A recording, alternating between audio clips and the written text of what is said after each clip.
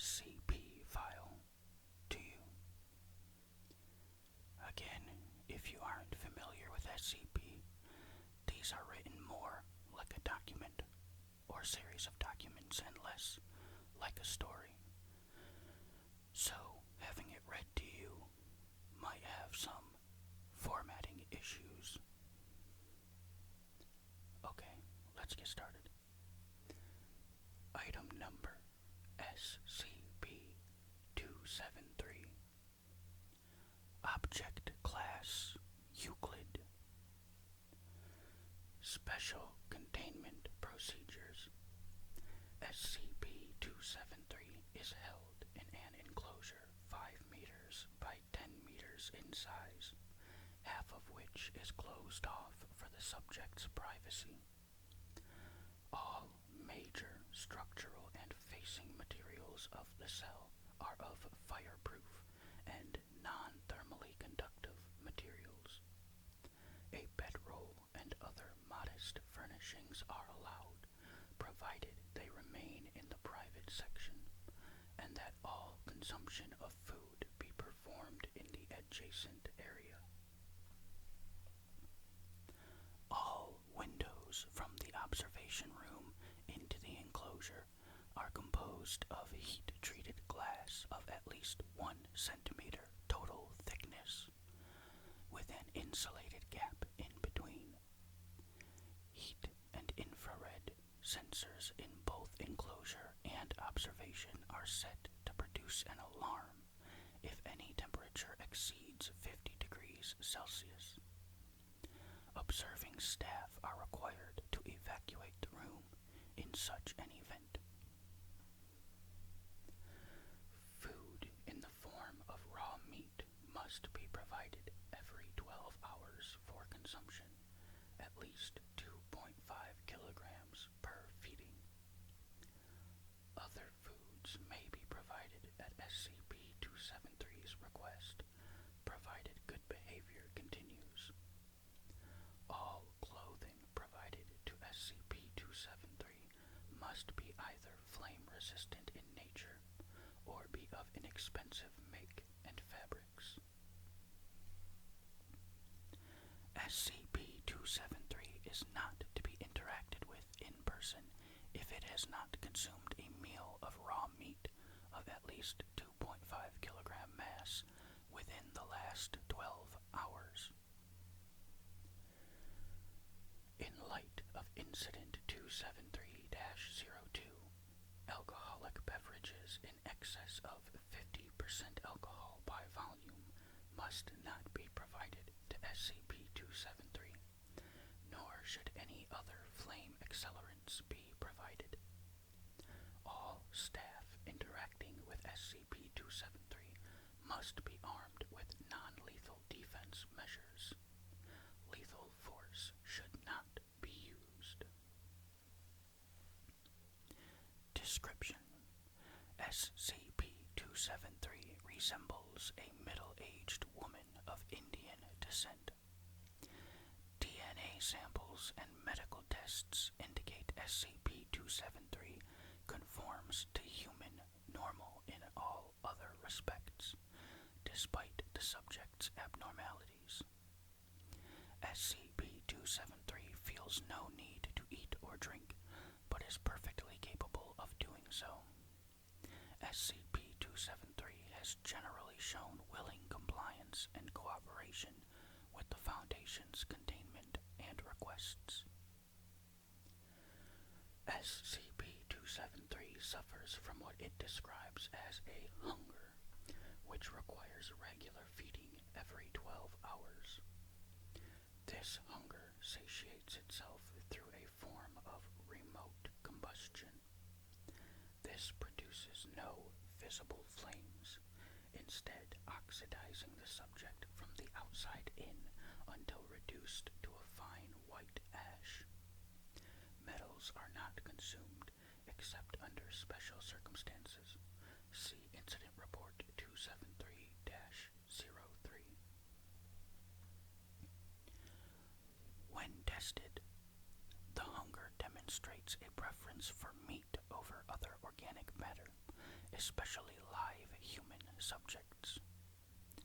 SCP-273 exhibits no signs of conscious control over its satiation and becomes upset upon consuming live animals. In response to testing with D-Class personnel, SCP-273 screamed ad obset, data expunged into the corner of its private enclosure and refused to enter the front partition for 12 hours. Addendum 273-01. In the event of SCP-273's death, the body becomes the center of a large conflagration marked by a central pillar of approximately 1 meter in width and extending far upwards. After the initial flames subside, all that remains of SCP-273's body is a pile of white ash with a corona of faint blue flame. The flame is not extinguishable through oxygen deprivation and requires no fuel. Over the course of several hours, SCP-273's body slowly reforms from the ash pile by consuming any source of raw material nearby, including the surrounding air. In this state, slow consumption of inorganic material has been absorbed. The new body resembles the old in all ways, with no signs of injury or illness. When SCP-273's body is completely reformed, it awakens with no memory of events after its recent death. Incident Report 273-01. Date redacted. Location data expunged. The Foundation received reports of a thin pillar of flame exceeding 70 meters in height and resulting wildfires witnessed in the vicinity of redacted. Due to the anomalous shape and duration of the flame, a small MTF was dispatched to the location. Bodies of 2 deceased Caucasians, 1 male and 1 female, were found at the point of origin of the fires. The cause of death later determined to be severe third-degree burns. SCP-273 was found shortly thereafter, unclothed and covered in white ash, standing over a deer carcass, which radiated anomalous amounts of heat. Carcass crumbled to ash and coals at a touch. SCP-273 was cooperative at this juncture and followed the task force out. SCP-273 was then transported to Site Redacted for evaluation and containment. Partial transcript of interview with SCP-273. Interviewer, Dr. Redacted. Forward. SCP-273 had been obtained the day prior and introduced to a temporary holding cell in Site Redacted. A video camera situated behind Dr. Redacted provided visual records of the interview. SCP-273.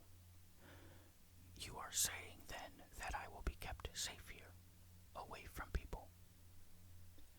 Dr. Redacted. Yes, 273. SCP-273. Thank you. And by the way, my name is Redacted.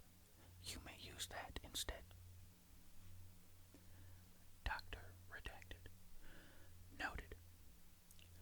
Pauses. Shuffling of papers is heard. What was the first thing you remember from when you were younger? SCP-273. Long pause, followed by sharp inhalation. I woke up, surrounded by flames and covered in ash. It was the first time, I think.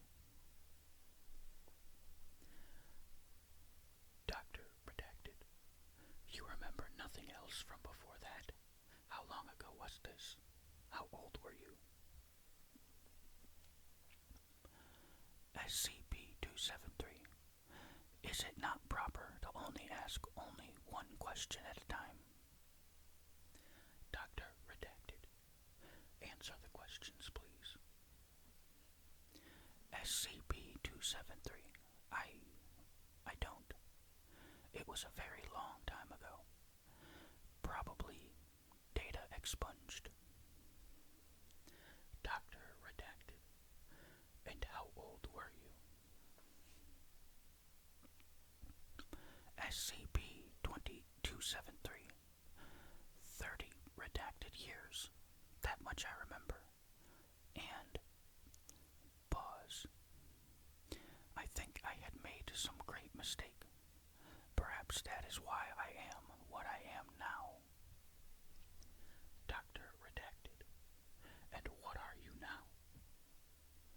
SCP-273. A demon. Note: the preceding interview transcript omits 3 minutes and 7 seconds from the beginning and all parts after the last line for a reason. Level 3 clearance or higher is required for access to the original recordings.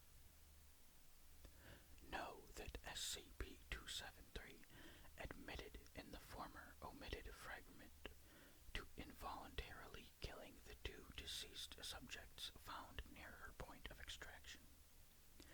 SCP-273 also identifies the victims as old friends.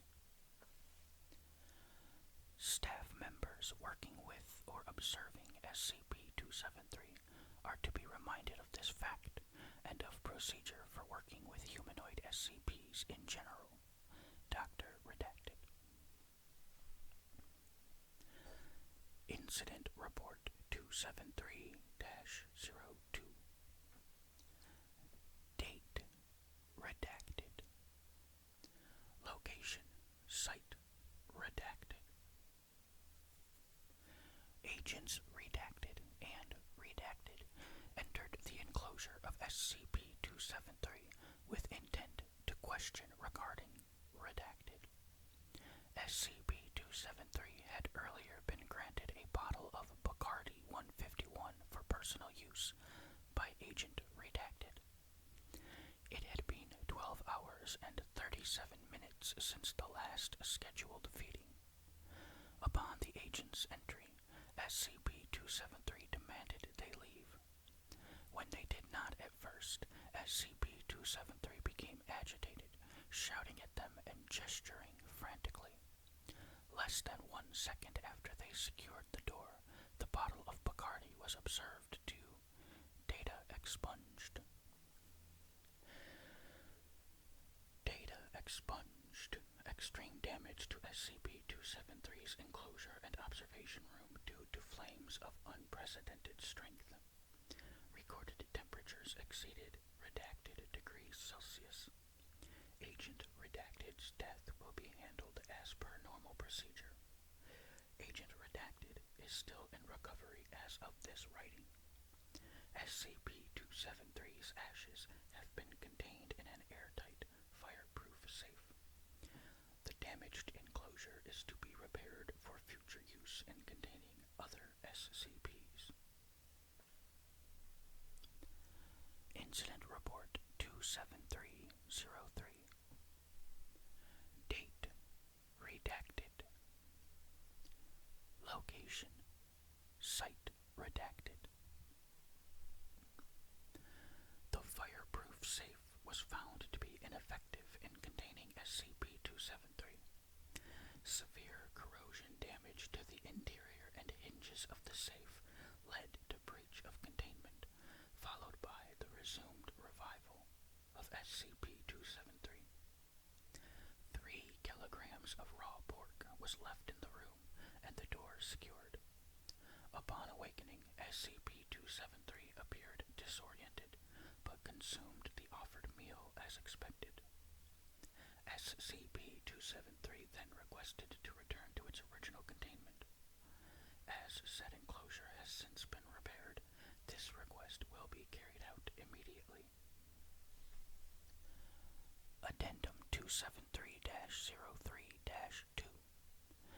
SCP-273's activity has changed drastically since the death event. It rarely leaves the private partition of its enclosure except to feed and refuses to speak.